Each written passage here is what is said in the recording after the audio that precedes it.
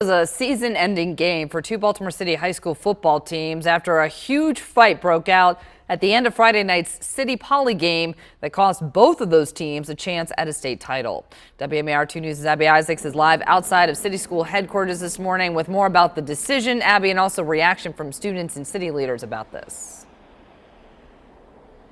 Yeah, city school officials were just following protocols just like they have in the past when fights have broken out at other football games. But students say they are very disappointed, though they do understand why the decision was made, and they hope this is a lesson in sportsmanship for both teams moving forward. Now, it was the oldest high school football rivalry in the country. Friday night, the Baltimore City College Black Knights and the Engineers of Poly High School played for the 133rd time on the campus of Johns Hopkins University.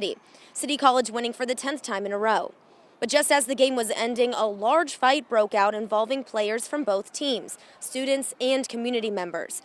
WMAR 2 News was on the field when the fight happened. You can see two coaches approach each other after the game finished. They argue and start to tussle. That's when players run out to try and break it up before more people get involved, turning it into a brawl. In a letter sent to both schools Monday, the supervisor of athletics for city schools explained the consequences, saying, consistent with MPSSAA rules, when a team engages in a fight, they're suspended for the next game. And for both teams, that means they won't participate in state playoffs. The letter went on to read, quote, fighting and poor sportsmanship cannot be tolerated, and there are clear consequences.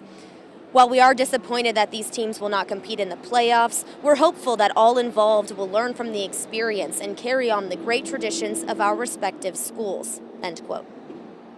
I'm definitely disappointed because, the much man's supposed to go with them. But, it was bound to happen.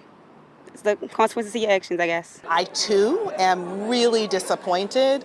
And I believe that the young people are disappointed, too. It's a reflection opportunity. It's a time to really say what kind of behavior is really reflective of a standard and reflective of the sportsmanship that we know that these young people can exemplify.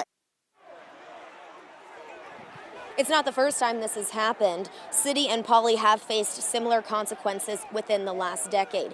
And there could be other consequences as well. City school officials are still reviewing video and accounts from that night, and they'll decide if any other disciplinary action is necessary against students or adults. We're live at Baltimore City School headquarters. Abby Isaacs, WMAR 2 News. All right, Abby, thank you very much for that.